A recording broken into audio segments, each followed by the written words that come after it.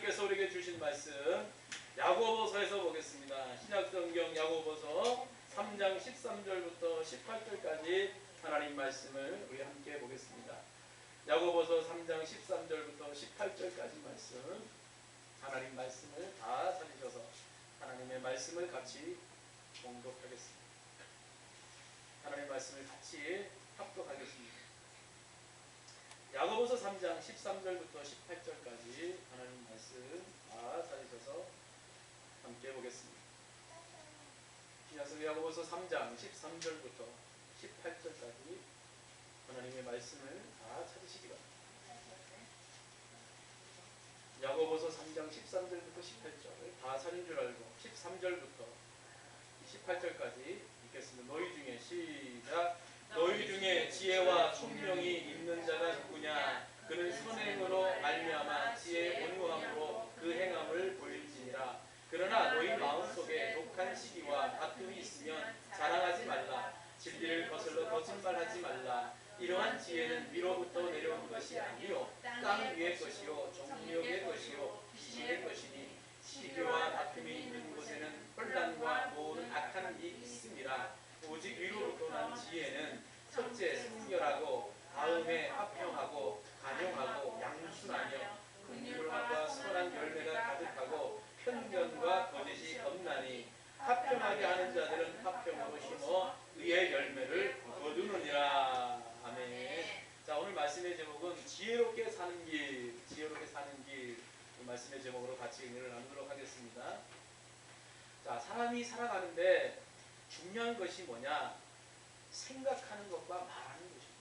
그래서 우리가 아이들을 막 얄다칠 때 좀 이렇게 좀 말을 잘 안 듣는 친구들에게, 자녀들에게 어떻게 야단치는 야, 좀 생각하고 좀 행동을 해, 이렇게 말을 하잖아요. 그죠? 좀 생각하고 행동을 해, 이렇게 말을 합니다. 자, 오늘 주신 말씀을 보게 되면요, 야고보서 3장 13절 말씀을 보면 지혜로운 생각을 통해서 행동하는 그런 문제를 오늘 다뤄주고 있습니다.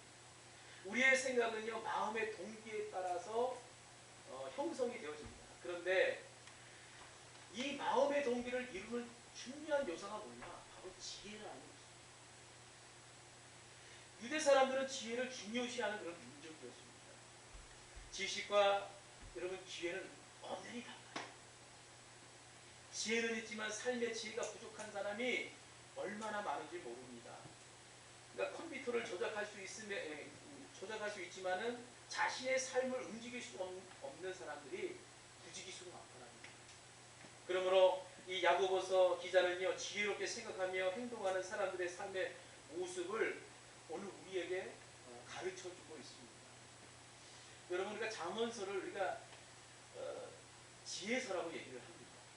그래서 우리 자녀들에게 다른 성경도 많이 읽어야 되지만은 야, 잠언서를 좀 많이 읽어라. 네, 지혜의 말씀입니다. 그 잠언서 4장 7절의 말씀을 보게 되면요, 지혜가 제일이니 지혜를 얻어라. 물은 너희 얻는 것을 가져 명철을 얻을지니라. 이렇게 말하고 있습니다. 여러분, 지식이라는 것은 어떤 사물, 그런 사항을 분석하는 능력입니다. 그에 반면에 지혜는 뭐냐? 그 모든 것을 분석하고 다시 종합적으로 그 삶에, 자기의 삶에 적용하는 것이 지혜다라는 것입니다. 그러므로 지혜 없는 지식은요, 우리 생활에 아무런 도움이 되지 못한다는 것입니다. 그래서 참된 지혜는요, 우리의 삶을 통해서 증명되어야 한다라는 것입니다. 그래서 우리가 지혜를 얘기할 때 보통 그렇게 많이 얘기해요. 삶의 지혜가 있어야 된다. 그래서 연세가 많은 분들, 연륜이 있으신 분들을 보면 그 삶의 지혜가 있으십니다. 자, 오늘 주신 말씀 13절의 말씀을 다시 보면요, 너희 중에 총명이 있는 자가 누구요? 그는 선행으로 말미암아 지혜의 온유함으로 그 행함을 보일지니라 라고 했습니다. 여러분, 여기서 이 선행이라고 한다는 것은 단순히 오늘 우리가 착한 일을 하는 걸 말하는 게 아닙니다. 우리 삶의 모든 전 영역을 말하는 거예요. 지혜는 우리 생활을 통해서 나타날 수 있어야 한다는 것입니다. 그러므로 지혜로운 사람은 삶을 풍요롭게 하고 아름답게 만들 수가 있는 것입니다. 그래서 저도요 기도할 때는 하나님 우러내리는 지혜를 나에게 주시옵소서. 하나님의 지혜를 구하는 거죠. 여러분 우리 주변에요 지능도 높고 공부도 많이 하고 정말 IQ도 높고 그런데 지식은 풍부할지 모르지만 지식은 많을지 모르지만 지혜가 부족한 사람이 얼마나 많은지. 어느 감옥에 수감된 죄수가 있었습니다. 이 간수가 이 죄수를 보니까 참 분분한 마음이 들었어요. 그 사람이 까만 눈입니다. 글을 모르는 거예요. 문맹이지. 글을 모르는 거예요. 그래서 이 간수가 나름대로 판단하기를 저 사람이 글을 몰라가지고 지금의 저렇게 참 불행한 인생을 살고 있구나 이렇게 생각이 된 거예요.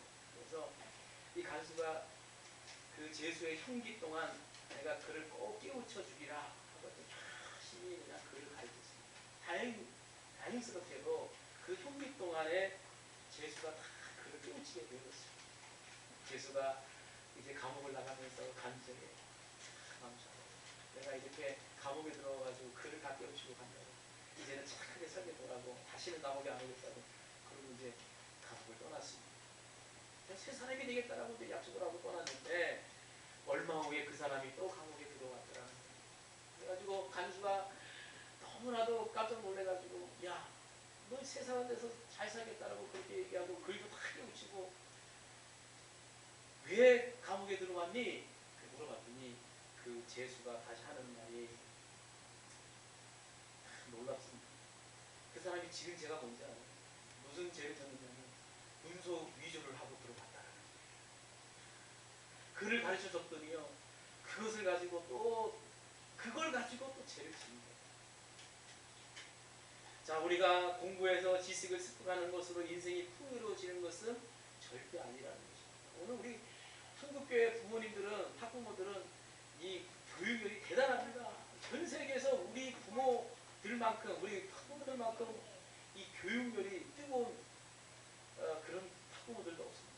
오죽하면 미국의 오바마 대통령이 우리 한국 그 교육에 대해서 배워라 이러면서 얘기가 있겠습니다. 그런데 지식을 많이 습득한다고 해서 지식을 많이 우리가 얻는다고 해서 절대 지혜로워지는 것은 아니라는 것입니다. 그래서 성경은요 지식의 차원이 아니라 삶의 현장에서 하나님을 영화롭게 할 수 있는 기회를 굉장히 강조하고 있다는 것입니다. 나와 하나님과의 관계, 또 나와 다른 이웃과의 관계, 그런 관계 속에서 어떻게 하면 그런 삶 속에서 하나님을 더 영화롭게 하는 그런 지혜, 그런 지혜를 우리가 얻어야 된다라는 얘기입니다. 이게 성공해야 돼요. 예전에는 IQ만 굉장히 중요시했지 않습니까? 머리 지능이 얼마나 좋은가. 근데 이제는 감수 지성, 여러 가지 그런 지성, 그런 것들을 갖다가 얼마나 이 사람이 사회성이 좋은가, 얼마나 다른 사람과 잘 어울리는가, 이런 거 다 이제 그걸 더 중요시하는 거예요. 여러분 지혜는 정말 귀한 것입니다. 잠언 기자는요 지혜의 소중함을 지혜는 진주보다 나음으로 원하는 것을 이에 비교할 수 없다. 이게 뭐냐? 비교할 수 없을 만큼 지혜가 중요하다는 것을 얘기하는 거죠. 야고보서 기자는 이 지혜를 두 가지로 구별을 합니다. 여러분 믿음에도요 참 믿음이 있고 거짓 믿음이 있듯이 이 지혜에도요 참 지혜가 있고 거짓 지혜가 있다라는 거예요. 여러분 하나님께 속한 지혜가 참 지혜이고 세상에 속하고 땅에 속하고 마귀에게 속한 지혜는요 거짓 지혜라는 것입니다. 이 두 가지 지혜는요 아주 대조를 이루고 있습니다. 그러면 땅의 지혜, 거짓 지혜, 마귀에게 속한 지혜는 어떤 것인가? 오늘 본문 13절 이하의 말씀을 좀 우리가 다시 한번 읽기를 원하는데 13절부터 우리 16절까지 한번 읽어보겠습니다. 너희 중에 지혜와 총명이 있는 자가 누구냐? 그는 선행으로 말미암아 지혜의 온유함으로 그 행함을 보일지니라. 그러나 너희 마음속에 독한 시기와 다툼이 있으면 자랑하지 말라. 진리를 거슬러 거짓말하지 말라. 이러한 지혜는 위로부터 내려온 것이 아니요 땅 위의 것이요 정력의 것이요 귀신의 것이니 시기와 다툼이 있는 곳에는 혼란과 모든 악한 일이 있음이라. 야 여러분 여기서요 땅 위의 것, 정력, 귀신, 이 세 가지는요 그리스도인의 그 삶에 있어서 가장 위협적인 3대 적이라고 말할 수가 있습니다. 그렇죠? 땅 위의 것, 그러니까 세상적인 것을 말합니다. 그 다음에 종력적인 것, 귀신. 그러니까 이런 것들로부터 얻어지는 지혜는 하늘로부터 오는 지혜하고는 아주 다른 것이다. 참 지혜가 아니라는 거.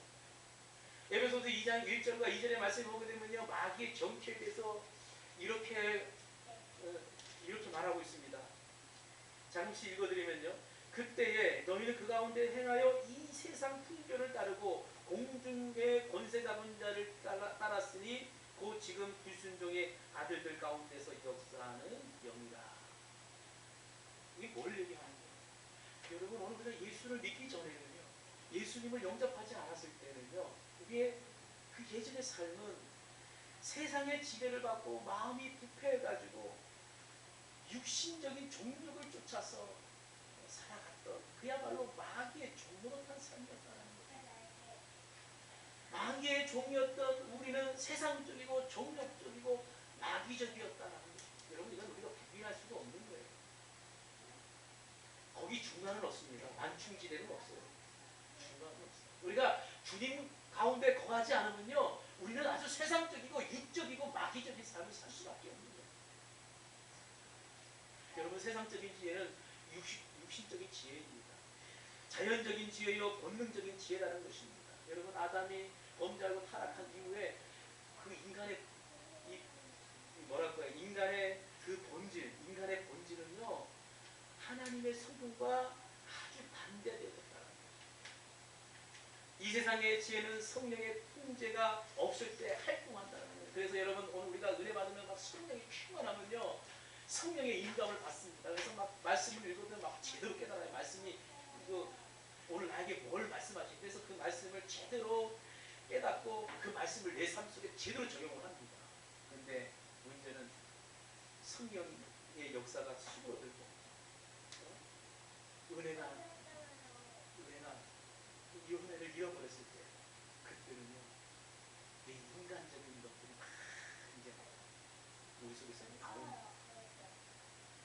성령이 그 누르고 있었던 성령께서 막 누르고 있었던 것이 이제 성령이 약화되면서 그 우리의 육신적인 것들이 육신적인 생각들이 정력적인 생각들이 마귀적인 생각들이 막 그때 이제 막 나오는 거예요.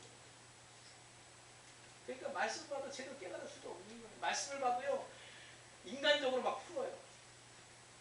그럴 수밖에 없지 않습니까? 여러분 이 세상적인 지혜는요 마귀적인 지혜입니다. 마귀는 처음부터 얼마나 지혜로운지 몰라요. 창세기 3장에 보면 사람을 찾아와서 유혹하는 이 마귀가요 나름대로 그 마귀적인 지혜를 사용을 합니다. 먼저 누구를 공략합니까? 약한 쪽을 공략하잖아요. 어떤 약한 쪽? 하와를 이제 공략하는데 하와더러 뭐라고 하냐? 하나님이 참으로 너희들로 동산의 실과를 따먹지 말라고 그렇게 말하시더냐? 마귀의 이게 지혜를 우리가 이게 얼마나 이게 가락한지를 알 수가 있어요. 인간의 호기심을 갖다가 자극을 호기심을 자극. 하와가 마귀 얘기를 들어보니까 그 선악과가 그 선하고 달라 보이는 거예요. 먹음직스럽기도 보이고 탐스럽기도 보이고 지혜롭게 할 만한 그런 것이 그 선악과 통해서 보여지더라는 거예요. 그래서 침이 돌고 먹고 싶어 못 견딜 정도까지 되게 합니다. 그래서 스스로 따먹게 합니다. 그런데 여러분 이 마귀의 지혜가 오늘도 우리의 마음과 생활 속에 깊숙이 스며들어 있다는 것입니다. 자신의 자존심과 판단을 절대시하는 사람들을 생각에 마귀는 그야말로 활발하게 활동하고 있다는 것입니다. 여러분 오늘 우리도요 장담할 수가 없어요. 마귀가 오늘 순간 그야말로 그러한 마귀적인 지혜를 가지고 세상적인 지혜를 가지고 우리를 갖다가 막 그야말로 쥐고 흔들 수 있다는 거예요. 기도하지 않으면요, 하나님의 능력을 구하지 않으면, 하나님의 지혜를 구하지 않으면 우리가 그야말로 세상적이고 육적이고 마귀적인 지혜 가운데 나도 모르게 그 마귀적인 지혜 가운데 살아가는 거예요. 자, 그러므로 우리가 기억해야 될 것은 우리 속에 있는 모든 부패한 지혜, 세상적이고 육신적인 지혜는 마귀에게서부터 온 것이라는 것을 오늘 우리가 깨달을 수 있습니다. 그래서 더 구체적으로요, 이 세상적인 지혜의 특성이 뭐냐, 오늘 본문의 말씀을 보니까요, 첫 번째가 뭐냐, 시기. 이 시기를 통해서 온다는 거, 시기를 통해서. 이 세상적인 이 지혜라는 게. 여러분, 시기심의 뿌리는 뭐냐, 이기적인 욕망입니다. 자기중심적인 삶을 살 때 그런 결과를 초래하게 된다는 것이죠. 시기는 누구에게 있습니다. 믿는 사람에게도 있지만 믿지 않는 사람들에게도 있습니다. 그리고 이 시기라는 건요, 먼 사람보다는 가까운 사람들에게 그 시기가 더 많다는 거예요. 여러분, 예수님의 그 제자들도 보면요, 누가 더 높은 자리에 올라갈 건가? 서로 시기했다는 거예요. 시기를 못했어요. 바리새인이 예수님을 그렇게 미워하고 사상권 시비를 건 것도 바로 그 내면에 시기심이 있었기 때문에 그렇다는 거예요. 예수님이 막 군중들에게 막 인기가 있어지고 막 군중들이 예수님만 따르고 그러니까 바리새인이 그거에 대한 시기심을 갖게 됩니다. 가인이 아벨을 시기했습니다. 하만이 모르드게를 시기했습니다. 요셉의 형들이 동생 요셉을 갖다가 돈 받고 팔아먹은 것도 그 동생을 시기했기 때문에 그렇다라는 것입니다. 여러분, 사울 왕도 시기 때문에 그야말로 나라를 위해서 건진 영웅이요 자기의 사위를 갖다가 죽이려는 음모를 꾸미게 된 것도 그 시기 때문에 그렇다라는 것입니다. 성경은 땅에 있는 지혜는 시기를 초래한다라고 그렇게 말하고 있습니다. 잠언서 14장 3절에 이런 말씀이 있습니다. 마음의 화평은 육신의 생명이나 시기는 뼈의 썩음이니라. 여러분, 이게 무슨 말입니까? 우리의 마음의 평화를 간직할 때는 그 평화가 육신의 생명처럼 우리에게 유익을 주지만은 시기하는 마음은 자신을 파괴해버린다라는 거예요. 여러분, 남을 미워하고 남을 시기하고 남을 막 질투하고 이런 거는요, 결국 그게 나를 죽이는 일, 나를 파괴하는 일, 나를 망치는 일. 그러니까 지혜 없는 사람들은, 세상 지혜는 사실 진짜 참지가 아니기 때문에 자기를 망치는 것입니다. 그러니까 시기하기 때문에 그 사람을 어떻게 하면 무너뜨릴까, 어떻게 하면 그 사람을 넘어뜨릴까, 어떻게 하면 그 사람에게 좀 해코지를 할까, 이런 잘못된 그 머리를 굴리잖아요. 그 지혜로, 잘못된 지혜. 여러분, 욥기서 5장 2절에 보면 분노가 미련한 자를 죽이고 시기는 어리석은 자를 멸한다, 이렇게 말했어요. 그러니까 그러면 안 돼요. 막 우리가 누구 시기하고 막 그러면요, 나쁜 지혜가 막 그때 막 발동하는 거예요.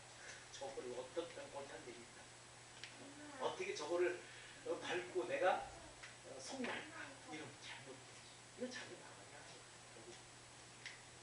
자, 그 두 번째, 세상적인 지혜는 뭐냐? 다툼이다. 오늘 주신 말씀 14절에 보니까 너희 마음속에 독한 시기와 다툼이 있으면 자랑하지 말라. 진리를 거슬러 거짓말하지 말라라고 그렇게 말하고 있습니다. 여러분, 세상 지혜를 가진 사람이 있는 곳에는요, 파벌이 있습니다. 파벌이라는 건 뭐냐? 끼리끼리 파당을 짓는 거. 여러분, 세상 지혜를 가진 사람들이 있는 곳에는요, 이게 뭐냐면요, 싸움이 있습니다. 다툼이 있다는 거예요. 가정에 그게 들어가면요, 가정을 갈라놓습니다. 직장에 들어가면 파벌을 조성합니다. 교회를 갈라놓고 분열을 일으킵니다. 사회 각 분야에 당파를 만들고 그야말로 분열을 초래한다는 것입니다. 마귀의 그 지혜가 활동하는 데는요, 어디나 다툼이 있고 불화가 있고 분열이 있다는 것입니다. 이 다툼의 영은 세상에 속한 지혜로서 가정의 화목을, 직장의 평안을, 또 사회의 아름다움을 다 빼앗아가 버린다는 것입니다. 여러분, 이 세상적인 지혜에서 나오는 이러한 것들, 이게 얼마나 오늘 우리를 파괴하는 그 다음에 세 번째 뭐냐? 자랑하는 것이다 라는 것입니다. 세상적인 지혜. 자기가 자랑하는 것. 세상의 지혜는 자기를 자랑하는 그런 교만입니다. 여러분 고린도전서 1장 29절 말씀을 보게 되면요, 이런 말씀입니다. 아무 육체라도 하나님 앞에 자랑하지 못하게 하려 하심이라 그랬어요. 여러분 오늘 우리가 우리 스스로가 아무것도 할 수가 없어요. 우리 스스로 우리를 구원할 수가 없어요. 그렇기 때문에 이것을 깨달은 오늘 우리들은요, 절대 하나님 앞에서 자랑할 수가 없어요. 나를 자랑할 수가 없다. 다만 하나님이 오늘 우리를 구원해 주신 그 은혜에 우리는 감사에 따릅니다. 그런데 이 구원의 간격이 없고 하나님과 교제가 없는 사람은요, 자기 자랑만 한다. 여러분 보세요. 정말 믿음이 들어가고 정말 신앙 편에서 아주 성숙한 사람들, 이런 사람들 보면 절대 자기 자랑 엄청 많아요. 그런데 빈수레가 요란하고, 그죠? 그 빈 도시락이 요란한 것처럼 그런 정말 하나님의 은혜를 알지 못하는 사람, 구원의 감격을 경험해보지 못했다, 하나님과 깊은 교제를 나누지 않은 사람들은 자기 자랑을 한다. 자, 여기까지 우리가 세상 지혜, 육체적인 그 육적인 지혜에 대해서 우리가 알아봤습니다. 그러면 하늘의 지혜는 어떤 것인가?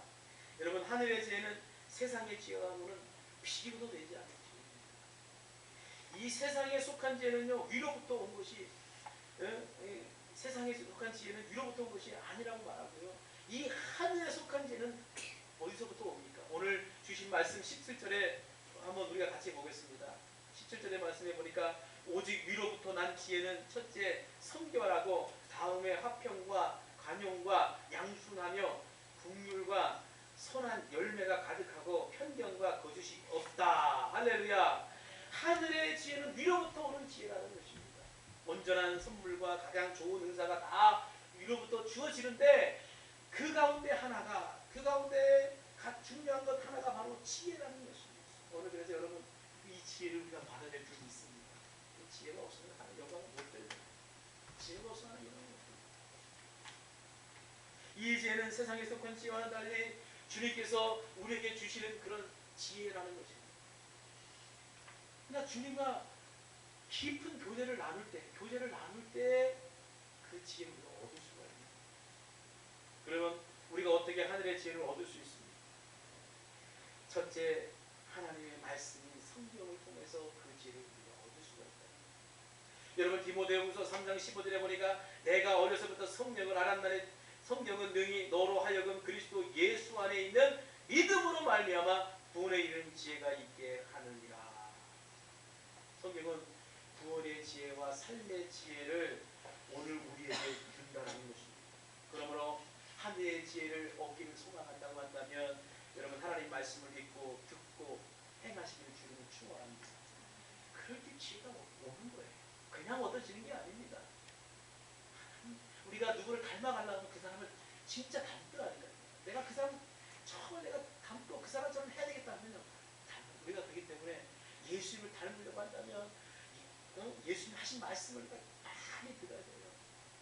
그러면 그 예수님 닮아가고 예수님처럼 살아가는 거예요. 예수님의 지혜를 우리가 받는, 우리가 예수님의 지혜를 가지고 살아갈 수가 있는 거죠. 자, 그 다음에 뭐냐? 우리가 하늘의 지혜를 얻을 수 있는 두 번째 방법은 기도라는 거예요. 기도. 여러분, 야고보서 1장 5절에 보니까 너희 중에 누구든지 지혜가 부족하거든 모든 사람에게 후히 주시고 꾸짖지 아니하시는 하나님께 구하라. 그리하면 주시리라. 할렐루야. 여러분, 하늘의 지혜를 얻는 두 가지 원칙은요, 다른 게 아니에요. 하나님 말씀과 기도라는 것입니다. 우리가 말씀과 기도로 하나님과 교제할 때 하나님을 닮는 지혜의 그런 지혜로운 인격의 소유자가 된다라는 것입니다. 여러분, 예수 그리스도가 지혜의 근원이 되어 있습니다. 하나님이 지혜의 근원이에요.